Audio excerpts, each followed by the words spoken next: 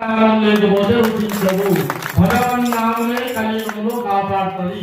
100 కోట్ల జపం చేసిన ఏమొచ్చిందంటే కరోనాతో ఒక వచ్చింది. ఇది నిజం, ముమ్మాటికి నిజం. అప్పుడు స్వామివారు ప్లేట్ వ్యాధి లాంటి భగవన్నామంతో రక్షింపజేసింది కదా.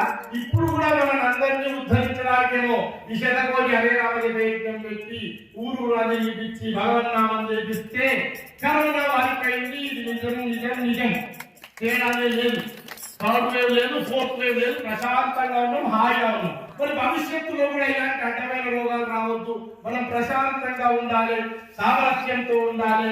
మన భవిష్యత్ తరాలు కూడా సనాతన ధర్మ పరిరక్షణలో ఉండాలి. మన పిల్లలు కూడా బొట్టు పెట్టుకోవాలి, కనీసం గుడికి రావాలి.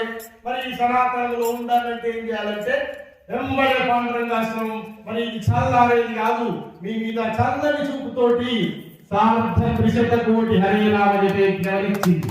మరి మనం ఇవ్వడించిన ఉత్సాహంతో 80 గ్రామాలు కాదు 180 గ్రామాలలో ఈ భగవత్ సేవా సమాజం శాఖలు స్థాపించాలి.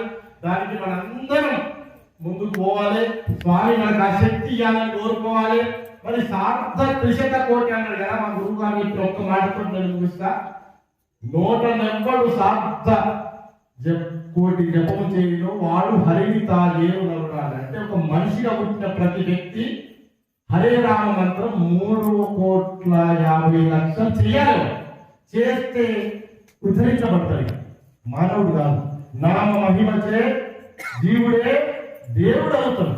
దేవుడితో సమానం. అంత అద్భుతమైన పవర్స్ వచ్చేస్తుంది. మరి 3,50,00,000 జపం చేస్తామా మనం ఏమైతుందో ఎట్లుంటామో ఏంటో. మరి ఆ బంపర్ ఆఫర్ పాండురంగాశ్రమం ఇచ్చిందాం. ఏంటది? 350 కోట్ల జపం చేస్తే దాంట్లో మనం ఒక్క మాట చేసినా పుణ్యం వస్తుంది. సద్గుణ